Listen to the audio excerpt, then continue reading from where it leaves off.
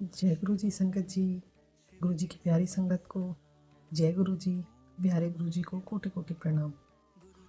Welcome to my channel गुरु जी की संगत। मैं गुरु जी की संगत आपका स्वागत करती हूँ।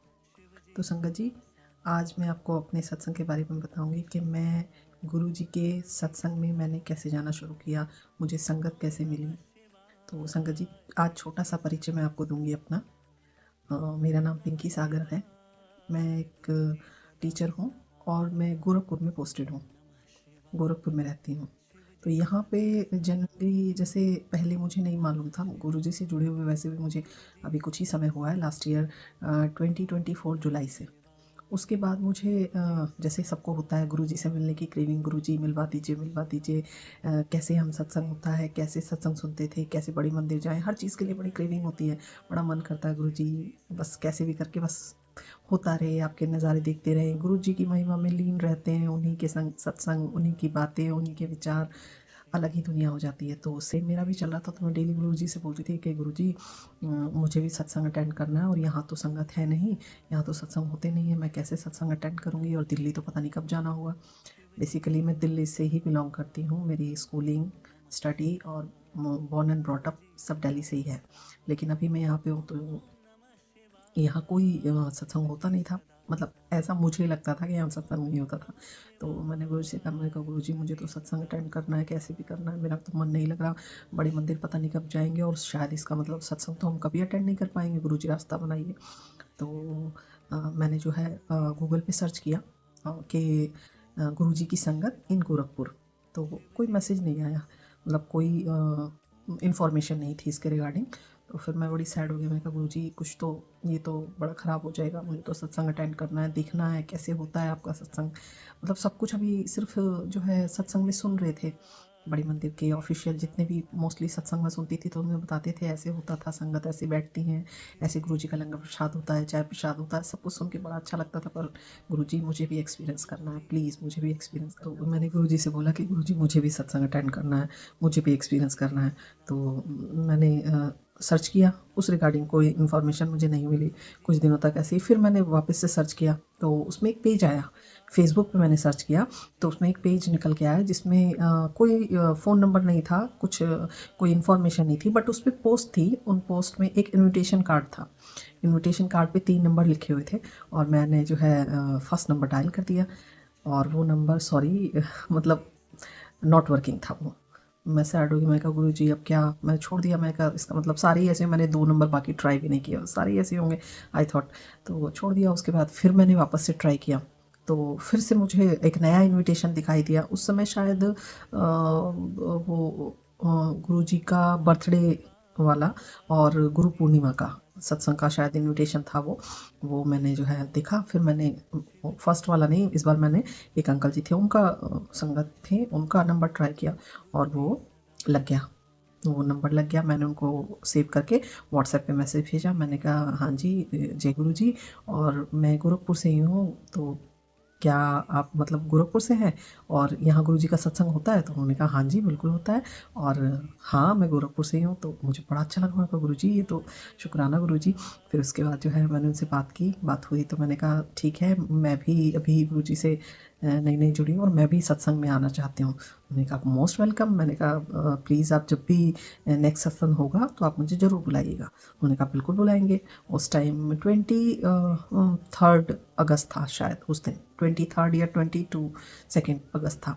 तो उन्होंने कहा हाँ 23 था। उन्होंने कहा बिल्कुल बुलाएंगे। तो उसके बाद जो है बातचीत हुई, उन्होंने पूछा कि आप कहाँ से हैं, ये सब बेसिक बातें, और मैंने बताया। तो मैंने कहा प्लीज़, मैंने उनसे फिर रिक्वेस्ट की क्योंकि मुझे बहुत मन था। मैंने कहा प्लीज़ जब भी नेक्स्ट सत्संग हो तो प्लीज़ मुझे बुलाइएगा ज़रूर। उन्होंने बोला कि हाँ मंथली सत्संग होता है और बिल्कुल आपको बुलाया जाएगा। तो मैंने कहा ठीक है। उसके बाद जो है कुछ आधा घंटा बीता होगा, मैं इतनी खुश थी, इतनी खुश थी। मैं कहा thank you Guru ji, thank you, अब तो मैं सत्संग में जाऊँगी।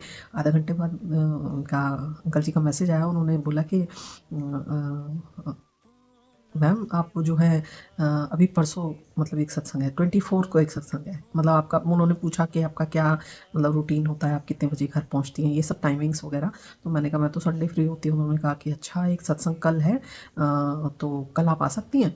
तो आज है। उन्होंने बोला आज है एक सत्संग, क्या आप आ सकती हैं? तो मैंने कहा आज तो स्कूल के बाद थोड़ा टाइम नहीं मिलेगा, तो बट आई विल ट्राई, क्योंकि मुझे इतना था कि हाँ मुझे जाना है, मुझे जाना है। मैंने कहा हाँ हाँ मैं बिल्कुल आऊँगी। तो फिर उन्होंने बोला कि अच्छा ठीक है, फिर शाम को मिलते हैं 5 बजे। उन्होंने 5 बजे टाइम बताया। मैंने कहा जी बिल्कुल, और मैं डिटेल्स वगैरह आपको भेज दूँगा, आप पहुँच जाइएगा। मैंने कहा ठीक है। उसके बाद जो है उनका फ़ोन कट हो गया। फिर मैं गुरुजी से मैंने कहा गुरुजी पता नहीं कैसे होगा, मुझे बच्चे का ट्यूशन करना पड़ेगा। मैं ये सारी बात सोच ही रही थी, तभी उनका वापस से मैसेज आया। उन्होंने बोला सॉरी मुझे कन्फ्यूज़न हो गया था, ये एक्चुअली आज नहीं, ये कल है, ये सत्संग ये कल है। ये सुन के तो मैं और खुश हो गई। मैंने कहा oh thank you so much, क्योंकि कल तो मेरा ऑफ है, कल नेक्स्ट डे मेरी छुट्टी थी। और मैंने कहा कल तो मेरा ऑफ है, शुक्राना गुरुजी, आपने बिल्कुल मतलब इतना स्मूथली। उन्होंने कहा कि अच्छा अच्छा देखिए गुरुजी ने आपने इतना। मैंने कहा मैं बहुत मन से ढूंढ रही थी, पहले तो मुझे संगत ही नहीं मिल रही थी, और मुझे सत्संग का इन्विटेशन मिल गया आज ही, मुझे बहुत खुशी हो रही। तो बोले अच्छा अच्छा हाँ होता है, चलिए ठीक है। और एक चीज़ और उन्होंने एक लाइन लिखी कि ये मतलब सबके लिए नहीं है, ये कुछ स्पेशल लोगों के लिए है, जिसमें आपको इनवाइट किया जाता है। मतलब मेरे लिए तो ये बहुत बड़ी बात थी। स्पेशल मैं कहाँ स्पेशल, मैं तो अभी जानती भी नहीं थी किसी को, बट शायद गुरुजी ने शायद स्पेशल फील करा। मैं कहा थैंक यू सो मच, आप मुझे टाइमिंग्स और मुझे डायरेक्शंस बता दीजिएगा, मैं पहुंच जाऊंगी। उन्होंने बोला ठीक है। और शाम को जो है नेक्स्ट डे मतलब उन्होंने मुझे टाइमिंग्स और जो भी डायरेक्शंस थी मुझे दी। मैं वहाँ पे पहुंची, हमने फर्स्ट टाइम सत्संग अटेंड किया। इतना अच्छा लगा, इतना अच्छा लगा। हालांकि बड़े मंदिर जाने के बाद इतनी समझ आ गई थी कि जो वो मिलता है जैसे लेना है। सत्संग सुनते सुनते काफ़ी चीज़ें वैसे भी पता चल गई थी। इतना भव्य दरबार, गुरुजी का नीले रंग का चोला, और संगत जी पता नहीं क्यों गुरुजी कष्ट काटते हैं, कर्म काटते हैं, हमारे मन के मैल धोते हैं, हमारी क्लीनिंग करते हैं। गुरुजी जाने वो क्या करते हैं, मुझे नहीं पता। पर उस पूरे सत्संग में भी मैं रोती रही, मैं रोती रही, रोती रही। गुरुजी क्या मैल धुल रहे थे, मन से क्या बोझ हटा रहे थे, गुरुजी जानते हैं। लेकिन मैं इतना हल्का फील किया, मुझे इतना अच्छा लगा, इतना अच्छा लगा। बस मन से शुक्राना गुरुजी, शुक्राना गुरुजी, शुक्राना गुरुजी, आपका अनंतम अनंतम कोटि कोटि शुक्राना। आपने मुझे इस लायक समझा, आपने मुझे इतनी जल्दी सत्संग में इनविटेशन, अभी शायद मुझे 10 दिन भी नहीं हुए थे और मुझे सत्संग अटेंड करने का मौका मिल गया। बहुत बड़ी बात थी मेरे लिए, तो वो भी इस जगह पे जहाँ पे मैं सोच रही थी कि शायद यहाँ सत्संग होते ही नहीं है। बहुत बहुत बहुत बहुत। और उसके बाद से तो अब तो भरमार है। मंथली सत्संग जो होता है उससे तो मैं अटेंड करती हूँ, उसके बाद भी संगत जी बहुत जगह से इनविटेशन आते हैं। मतलब गुरुजी ने कहा, मैं यहाँ पे अपनी फैमिली से दूर रहती थी, और यहाँ पे मुझे इतना बड़ा परिवार, संगत परिवार, इतने लोग, इतने अच्छे लोग, इतनी प्यारी संगत, बहुत कुछ थी, इतना प्यार मिलता है, बहुत अच्छे लोग हैं सच में। गुरुजी कभी कहते थे, मैंने सत्संग में सुना है, गुरुजी कहते थे कोई काम नहीं आने वाला, न माँ न प्यो न भाई न बहन, कोई रिश्तेदार कोई काम नहीं आने वाला, बस ये गुरु परिवार ही काम आएगा, ये संगत परिवार ही काम आएगा। और सत्य बात है, ये संगत परिवार गुरु परिवार से जो कनेक्शन फील होता है, वो तो ऐसा लगता है कि शायद कहीं बिछड़ गए थे और दोबारा मिले। अलग ही अनुभूति है। इतना बड़ा परिवार, 200 से 300 लोगों की सत्संग होता है यहाँ पे, इतना भव्य सत्संग होता है। मैं कभी आपको अपने इसमें शेयर करूँगी, उनकी पिक्चराइजेशन मैं आपको दिखाऊँगी, कभी लाइव हो सका तो। वैसे ये सब अलाउ नहीं है, लेकिन फिर भी मैं रिकॉर्डिंग मैं अपने अगले कभी भी किसी सत्संग में ज़रूर शेयर करूँगी संगत जी। और वहीं पे इतने सत्संग मिलते हैं सुनने को, मतलब बिलीफ अब तो खैर बिल्कुल भी नहीं, लेकिन हर बार जब आप ऐसे ऐसे सत्संग सुनते हैं जो नामुमकिन होते हैं, तो आप सोच में पड़ जाते हैं कि गुरुजी क्या से क्या कर सकते हैं, क्या से क्या हम सोच भी नहीं सकते, गुरुजी वहाँ से वहाँ तक कर सकते हैं। संगत जी वहीं पे एक संगत हैं, उनका नाम आयुषी है, और उन्होंने अपना सत्संग शेयर किया था। उनको भी अभी गुरुजी से जुड़े हुए कुछ समय हुआ था, लेकिन वो उनके घर से ज़रूर कोई ना कोई सत्संग में आता था, ज़रूर आता था। तो आते रहते हैं वो लोग। तो उन्होंने अपना संगत ने अपना सत्संग सुनाया कि उनके ब्रदर का अभी मतलब कुछ दिनों पहले रोड एक्सीडेंट हो गया था काफ़ी, और उनको हाथ में, पैर में, सर में और जॉ में काफ़ी ज़्यादा चोट लगी थी, बहुत ज़्यादा चोट लगी थी, मतलब बहुत ज़्यादा चोट लगी थी। तो उनको फिर हॉस्पिटल में एडमिट कराया गया। तो डॉक्टर ने देखा, एडमिट कराने के बाद डॉक्टर ने देखा, जब उन्होंने एग्जामिन किया और सारी चीज़ें जब उनको डॉक्टर को समझ में आई, तो डॉक्टर ने कहा कि सॉरी हम रख नहीं पाएंगे, इनको रेफ़र कर देते हैं।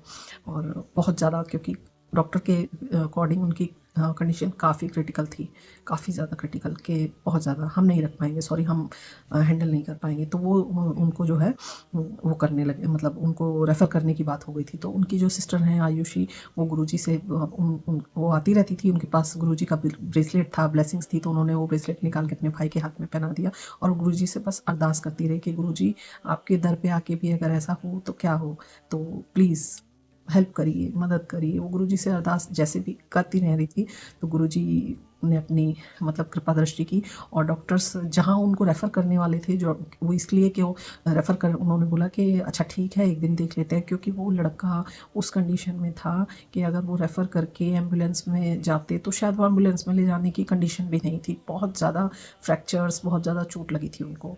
तो डॉक्टर ने कहा अच्छा ठीक है एक दिन हम देख लेते हैं और देख के तब बताते हैं। डॉक्टर ने उसे एडमिट किया, उनका जो एग्ज़ामिन हुआ, उनका ट्रीटमेंट शुरू हुआ, और नेक्स्ट डे सब कुछ ठीक होके गुरुजी की ब्लेसिंग काम आई। गुरुजी ने अपनी लड़के ने आंखें खोली और उसको होश आ गया। उसके बाद जो है, हालांकि उसने, लड़की ने अपना सत्संग सुनाया, हालांकि वो क्रिटिकल था तब भी, लेकिन लड़के ने होश आ गया उसको, उसने सबको पहचाना। उसके बाद जो है कुछ अप एंड डाउन हुए, उनका ऑपरेशन हुआ, कई ऑपरेशन हुए, सब सक्सेसफुल थे, लेकिन बीच में फिर से जो है उसकी एक बार और क्रिटिकल हुई कंडीशन, काफ़ी ज़्यादा वो सीरियस हो गया। तो फिर देखिए गुरुजी थोड़ा सा परीक्षा भी लेते हैं कभी कभी, या तो हमारी कमी या कुछ भी कह लीजिए, लेकिन कभी भी तो उस पर उस समय हमें विश्वास बनाए रखना है, हमें अपने विश्वास को डिगने नहीं देना है। ये नहीं सोचना है कि गुरुजी ऐसा कि अब क्यों, या दूसरे दर चले, ऐसा नहीं, दूसरे दर चले जाएं, बिल्कुल नहीं। तो उनकी जो है बीच में कंडीशन ख़राब हुई थोड़ी सी, तो हम जो सत्संग ग्रुप है, हमारा टीम है, वहाँ से सेवादार जो है उनके लिए जल प्रसाद लेकर गए, ब्लेसिंग्स लेकर गए। वहाँ जाके उन्होंने सबने प्रे की। वो लड़का तो आईसीयू में था, उनसे तो खैर किसी का मिलना नहीं था, लेकिन हॉस्पिटल के बाहर ही बैठ के सब लोगों ने प्रे की। और फिर जो है उसके बाद आप समझिए संगत जी कहाँ, तो उसकी कंडीशन ये थी कि डॉक्टर ने उनको रेफ़र करने के लिए बोल दिया था। उनकी ये कंडीशन थी कि एम्बुलेंस में शायद, डॉक्टरों को ये डर था कि एम्बुलेंस में ले जाते हुए ही शायद कुछ हो ना जाए, ये कंडीशन थी। अब मैं ऐसा कोई मतलब क्या ही बोलूँ, लेकिन उसके बाद वो लड़का 10 दिन के अंदर, 10 से 11 दिन के अंदर अपने घर आ गया। वो अपने घर आ चुके हैं और अब वो रिकवर कर रहे हैं, रिकवर होके अपने घर आ गए, और घर पे आके भी अब वो रिकवरी में है। तो शुक्राना मेरे गुरुजी का, शुक्राना शुक्राना शुक्राना। आप सोचिए ये कौन कर सकता है, मौत के मुंह से निकाल के ला सकता है, कौन ला सकता है। एक अरदास पे उनकी बहन ने अरदास की, गुरुजी से प्रे की, गुरुजी की ब्लेसिंग्स तो हमेशा हैं, हमेशा आप बुलाइए तो सही। और गुरुजी हॉस्पिटल पहुंच गए, उन्हें मतलब हर समय वो हमेशा कहती थी कि, मतलब वो कहती थी कि हाँ मुझे फील हो रहा था कि मैं गुरुजी से अरदास कर रही थी तो गुरुजी सुन रहे हैं। उस लड़की ने जब सत्संग सबको सुनाया, सबको बहुत खुशी हुई, और वो अपडेट करती रहती थी बाद में भी कि हाँ मेरे भाई ठीक हैं। और उसके बाद जो है उनके भैया घर आ गए, अब वो इम्प्रूव कर रहे हैं। और बस, तो गुरुजी से यही है कि सब पे ऐसी ही अपनी कृपा दृष्टि बनाए रखें। और संगत जी, गुरुजी जो करते हैं, गुरुजी जो कर रहे हैं, वो तो हम जानते हैं, हमारा भी कर्तव्य बनता है कि हम भी गुरुजी से उतना ही निस्वार्थ, उतना ही प्रेम करें। गुरुजी के भक्ति में, गुरुजी के प्रेम में हम शंका ना करें कि हमारा ये काम होना था, गुरुजी आपने ये नहीं किया। नो कंप्लेंट्स, कंप्लेन नहीं करनी है, मांगना नहीं है। गुरुजी तो अपने आप ही देने को तैयार बैठे हैं। वो हमारी हर गलती भुला के, हमारा हर दोष भुला के, हमारी सारी बुरे, क्या नहीं जानते। मैं पुराने लोगों के सत्संग सुनती हूँ, तो उसमें गुरुजी कहते हैं कि, मतलब मजाक मजाक में कहते थे कि ये एक आंटी जी थी, उनके बारे में, वो पंडित के यहाँ जाती थी और संगत में आके बैठती थी। तो गुरुजी गुस्से में, पहले तो कभी नहीं, गुस्से में बोल दिया कि पंडिता के जाके काम करवा के आती है, और यहाँ फिर यहाँ के भला यहाँ से करवाती है और जाती है फिर पंडितों के यहाँ। तो गुरुजी सब जानते थे, सब जानते हैं हमारे अंदर क्या है। हम ऊपर से दिखावा नहीं कर सकते कि हाँ गुरुजी भक्ति कर रहे हैं और हम ना करें। तो हमें विश्वास नहीं टिकने देना, बस गुरुजी पर अटूट विश्वास रखना है, धैर्य रखना है, प्रेम रखना है, और बस सिमरन, गुरुजी का सिमरन। अपने मन में किसी के लिए बुरी सोच नहीं लानी, निंदा नहीं करनी। बस यही गुरुजी के वचन है। इन्हीं को हम, गुरुजी और क्या चाहते हैं, उन्होंने कोई नियम नहीं बनाए, उन्होंने कोई रिचुअल्स नहीं बनाए कि आप ये फॉलो करो, ये कुछ भी नहीं। गुरुजी की भक्ति से सिंपल तो शायद कोई भक्ति हो ही नहीं सकती। तो हम तो लकी हैं, हम तो बहुत भाग्यशाली हैं कि गुरुजी ने हमें इतना आसानी से अपने आप को प्राप्त करने का ज़रिया बताया है। उन्होंने अपना रास्ता बताया बहुत आसानी से, बस प्रेम, प्रेम, समर्पण, और कुछ भी नहीं। तो संगत जी, आज का सत्संग मैं यहीं ख़त्म करती हूँ, और गुरुजी के मंत्र जाप के साथ। ओम नमः शिवाय। शिव जी सदा सहाय। ओम नमः शिवाय। गुरु जी सदा सहाय। जय गुरु जी। शुक्राना गुरु जी।